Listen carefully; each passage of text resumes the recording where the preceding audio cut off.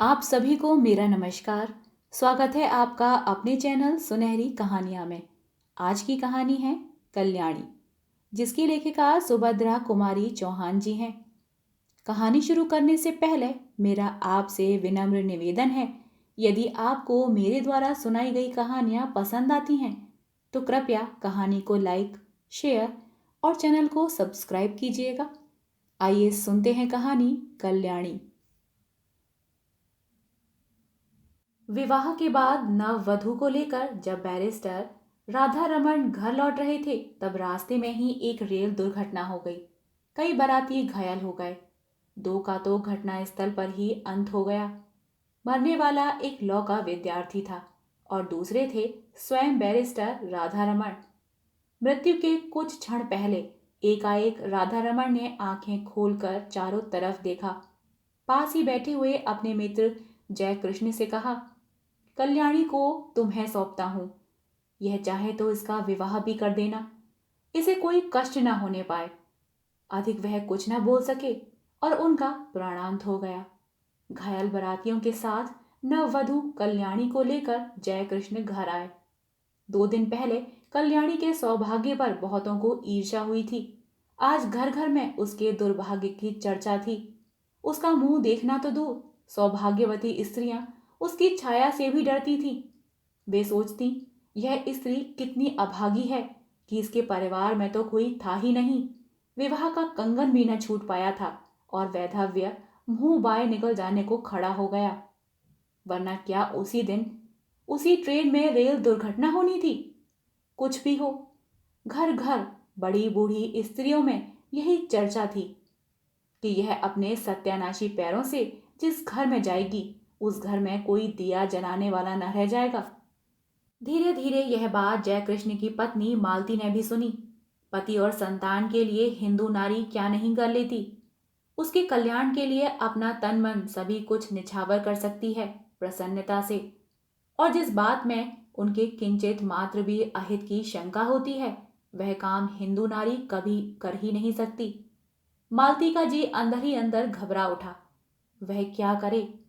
उसे तो अभागिन कल्याणी पर भी दया आती थी, किंतु जिस दिन जय कृष्ण का सिर जरा भी दुखता, बच्ची उपमा जरा भी अनमनी हो जाती, उस दिन ऐसा जान पड़ता जैसे कल्याणी का दुर्भाग्य मुंह खोले उसे निगलने को दौड़ा आ रहा है। पर उपमा को यह अपनी चाची कल्याणी बहुत अच्छी लगती थी। कल्याणी के आने के बाद उपमा सदा उसी के पास रहती, खेलती, उसी के हाथ से नहाती और दूध पीती। रात में सो जाने के बाद ही मालती उसे ले जा सकती थी। वह बालिका जागते में अपनी चाची को छोड़ना ही न चाहती थी। मालती को यह बात पसंद नहीं थी। वह नहीं चाहती थी कि उपमा उससे इतनी हिल मिल जाए। दबी जबान में उसने कई बार पति से कहा, कल्याणी को कहीं भेज दो। किसी की जवान विधवा आज 6-6 महीने से अपने घर में है। लोग क्या कहते होंगे? और जय कृष्ण सदा हंसी में टाल देते, तुम क्यों घबराती हो? कहने वाले मुझे ही तो कहेंगे। विधवा जवान हो या बूढ़ी, तुम्हें तो कोई कुछ न कहेगा। किंतु जिस बात से मालती सबसे अधिक डरती थी, वह बात जयकृष्ण से कभी न कह सकी। वह कैसे कहे कि वह भी इन बूढ़ियों की बात पर विश्वास करती है। उसे रात दिन अपने पति और बच्ची की अमंगल की आशंका बनी रहती है। धीरे धीरे 7 महीने बीत गए और जयकृष्ण कुछ भी निश्चय न कर सके कि वे कल्याणी के लिए क्या करें। एक दिन नगर के किसी प्रतिष्ठित व्यक्ति के मर जाने से ऑफिस बंद हो गया और वे समय से बहुत पहले घर आ गए। नीचे कोई न था।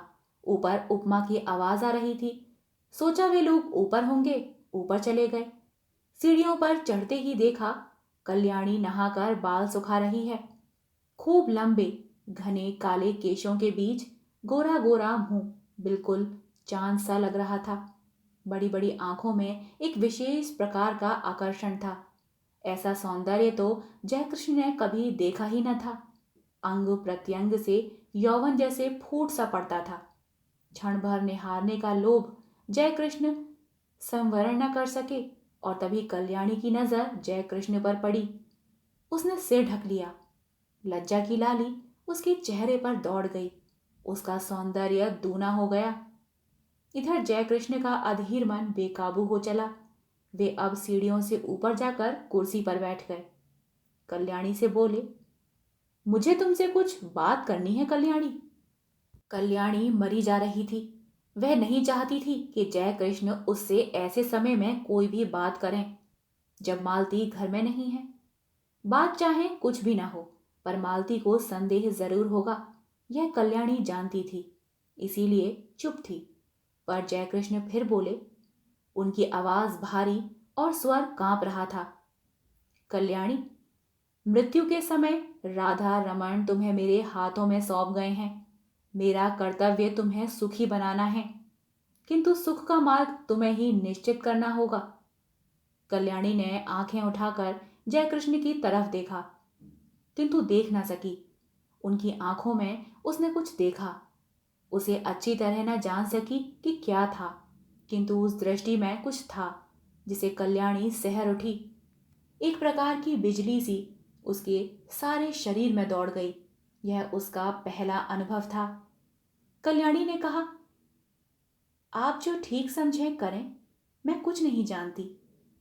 अच्छा होता कि आप बहन जी के आने पर मुझसे बात करते। वे सुशीला बहन जी के घर गई हैं। अच्छा, उनके आने पर ही मैं बात करूंगा कल्याणी, कहते हुए जयकृष्ण बाहर चले गए। मालती को यह बात मालूम होगी या स्वयं कल्याणी कह देगी, किंतु अगर आते ही उपमा ने कह दिया कि बाबू चाची के पास ऊपर बैठे थे, तो तुरंत तूफान खड़ा हो जाएगा। इसीलिए कल्याणी उसे कहानी कहकर बहलाने लगी। कल्याणी को लेकर कभी घर में तूफान खड़ा हो जाता, तब उसका जी चाहता कि धरती फट जाए और वह उसमें समा जाए। वह नहीं चाहती थी कि उनके सुखमय जीवन में विषाद का कारण बने, इसीलिए वह सबसे छिपी छिपी रहती थी। वह यही चाहती थी कि किसी को उसके अस्तित्व का पता न लगे। अभागिन नारी, जिसे परमात्मा ने सौंदर्य देते समय इतनी उदारता दिखलाई थी, उसके भाग्य में सुख का एक क्षण भी न लिखा था। सुशीला के यहाँ मालती को बहुत सी बातें सुनने को मिली। सुशीला की सास ने यहाँ तक कहा, दुल्हन, तुम्हें तो अभी अच्छा लगता होगा, सहेली मिल गई है, पर वह कुलक्षणी है, तुम्हारा घर भी चौपट कर देगी। उस छूत को निकाल बाहर करो। मालती निश्चय करके लौटी थी कि आज वह जयकृष्ण से जरूर कहेगी कि अब वह कल्याणी को अपने घर में न रख सकेगी। बहुत दिन रह चुकी। लौटते ही उसने देखा कि जयकृष्ण कमरे में लेटे अखबार पढ़ रहे थे। उसने अंदर आकर घंटी की बटन दबा दी। उपमा सो गई थी। कल्याणी नीचे आई। मालती ने उसे चाय तैयार करने को कहा। सोचा चाय पीने के बाद कहूंगी, किंतु रहा न गया। दफ्तर पहुंची। जयकृष्ण ने अखबार रख दिया। पत्नी का वे बहुत आदर करते थे। मालती पास जाकर बैठ गई और बोली, मैं अभी सुशीला के घर गई थी। सब लोग इस बात से बहुत असंतुष्ट हैं कि हम लोग कल्याणी को अपने घर में रखे हुए हैं। वे लोग कहते हैं कि उसे कहीं और भेज देना चाहिए। जयकृष्ण की भ्रकुटी टेढ़ी हो गई। उन्होंने कहा, तो जाकर उसे हाथ पकड़कर निकाल दो। उनके स्वर में रूखापन था। उन्होंने करवट बदल ली। मालती चुपचाप चली गई। उसने सोचा, जान पड़ता है कि यह जीवन भर के लिए यहाँ आई है। कल्याणी चाय तैयार करके चाय की मेज पर सजाकर ऊपर चली गई। चाय पीते पीते जयकृष्ण ने पत्नी से कहा, जिसे ईश्वर ने ही कष्ट देने में कोई कसर नहीं की, उसे हम और क्या कष्ट दें। मरते समय राधा रमन उसे मेरे हाथों सौंप गए हैं। कुछ दिन और बीत जाने दो।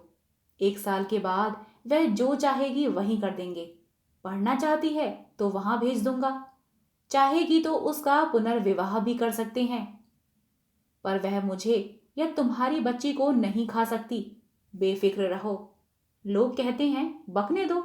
दुनिया में हर किसी को प्रसन्न रखने की कोशिश करने वाला किसी को भी प्रसन्न नहीं रख पाता।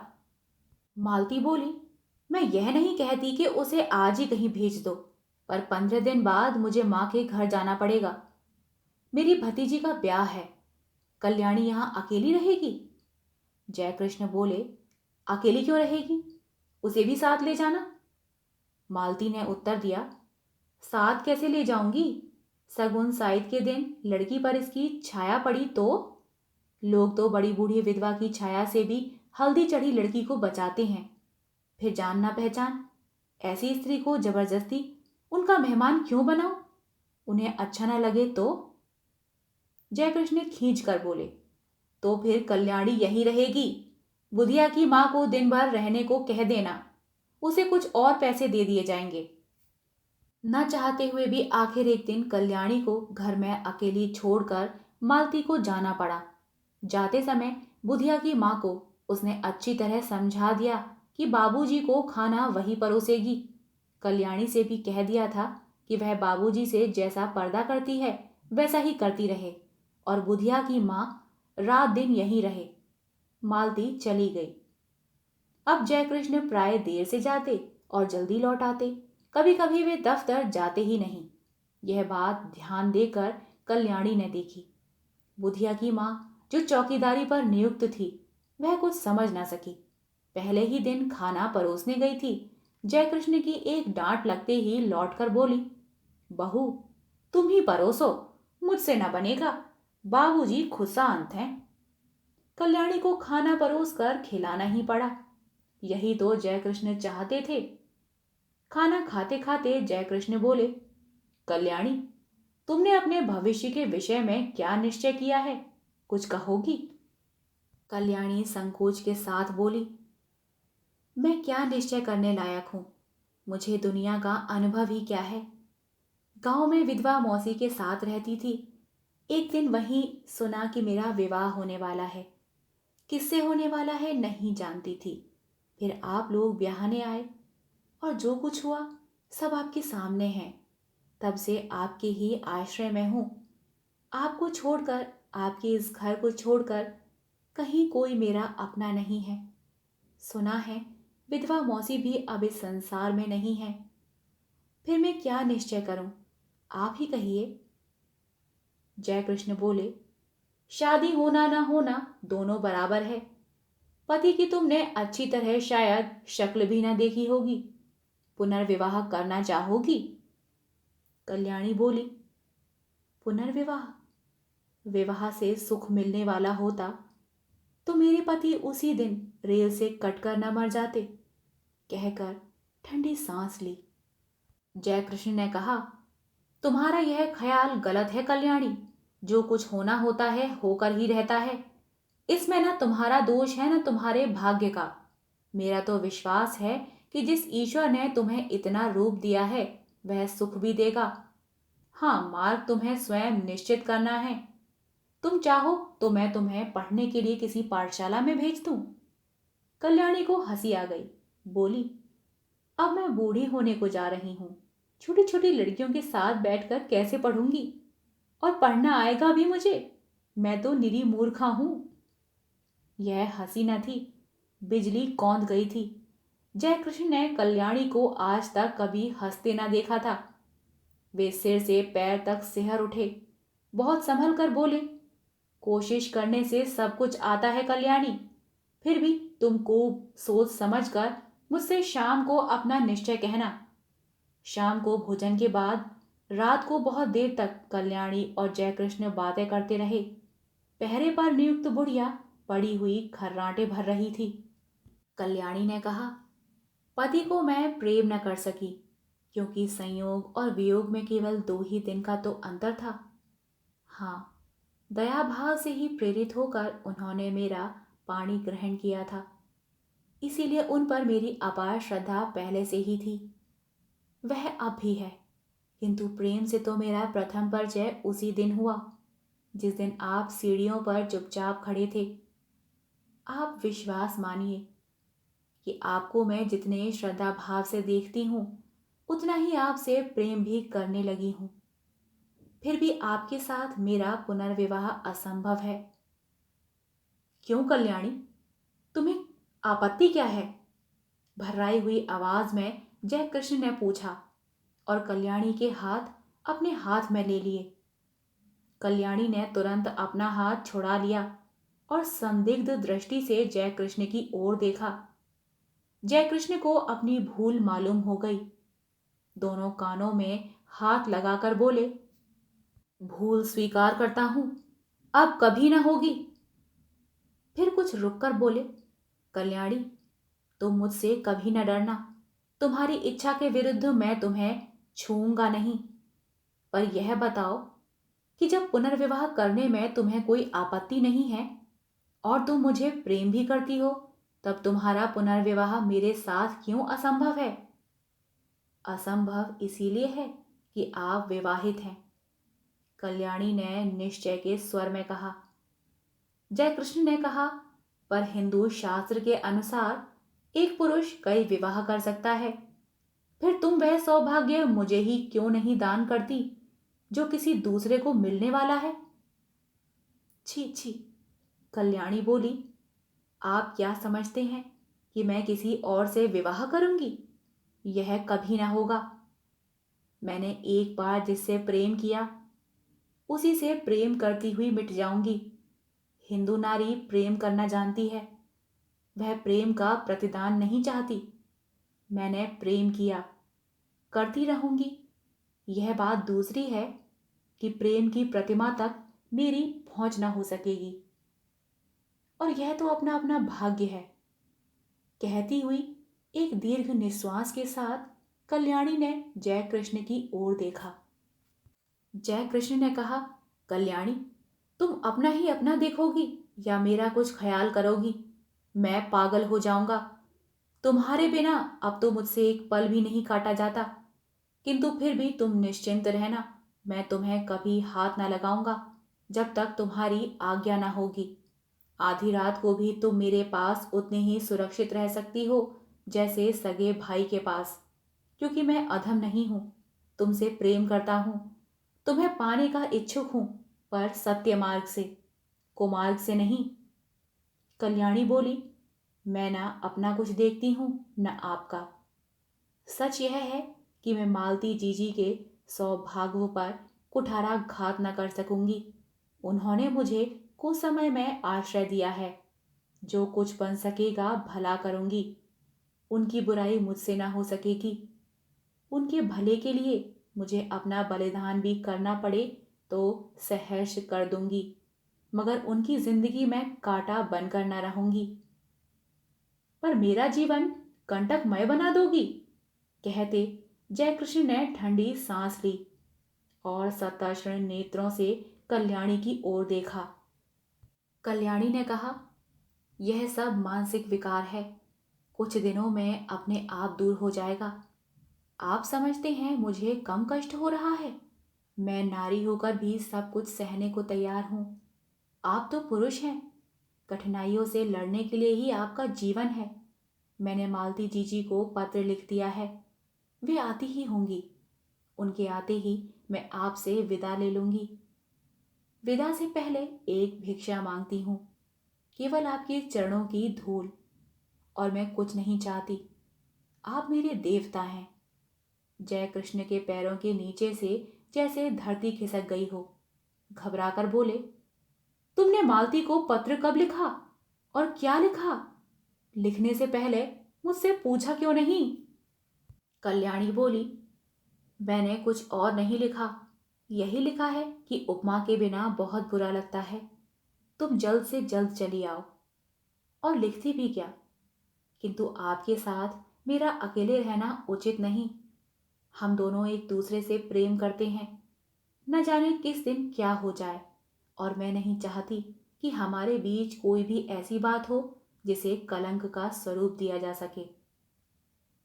जो कुछ तुमने किया ठीक ही किया कल्याणी, सो जाओ, रात बहुत हो चुकी है।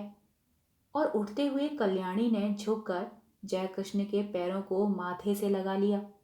जयकृष्ण बहुत उद्विग्न थे। कल्याणी ने ऊपर जाकर दरवाजे बंद कर लिए। जयकृष्ण खाट पर पड़े करवटें बदलते रहे। उन्हें नींद न आई। दूसरे ही दिन मालती दोपहर की ट्रेन से आ पहुंची। दफ्तर से लौटते ही जयकृष्ण ने देखा उपमा खेल रही है। रात भर सो न सकने के कारण उनका चेहरा उतरा हुआ था। मालती ने देखते ही पूछा, क्या तबीयत खराब थी? क्या हुआ? जयकृष्ण ने कहा, कुछ नहीं, सिर में बहुत दर्द है। अज्ञात आशंका से मालती सहर उठी। कल्याणी तो अभी है ना इस घर में? उसने पूछा। तुम तो अपनी बात के आगे किसी की भी नहीं सुनते। कितनी बार कहा उसे कहीं भेज दो, पर तुम मानो तब ना। इस तरह तुम्हारे सिर में दर्द वर्द होता है तो मैं घबरा जाती हूं। सभी लोग कहते हैं वह अभागिन है। जय कृष्ण को दूसरा ही भय था।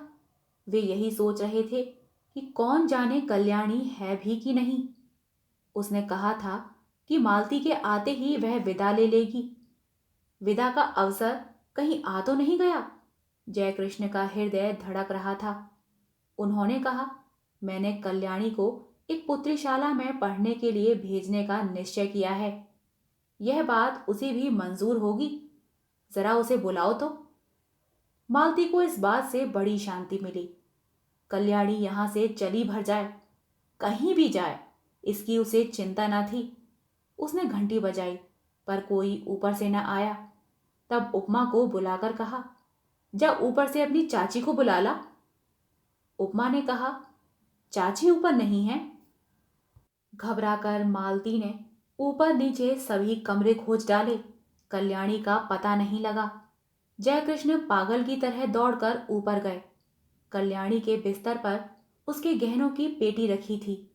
उसके नीचे एक पत्र लिखा था। चाहती हूं अपनी उपस्थिति से आप लोगों को जो कष्ट दिया या मुझसे जो अपराध हुए उनके लिए क्षमा कीजिएगा। मेरी खोज न कीजिएगा, व्यर्थ होगी। मेरे ये गहने उपमा के लिए हैं। अभागिन कल्याणी। आप सुन रहे थे कहानी कल्याणी। आशा करती हूँ आपको यह कहानी पसंद आई हो। कहानी पसंद आई हो तो कृपया कहानी को लाइक, शेयर और चैनल को सब्सक्राइब कीजिएगा। मिलते हैं एक नई कहानी के साथ, तब तक के लिए धन्यवाद।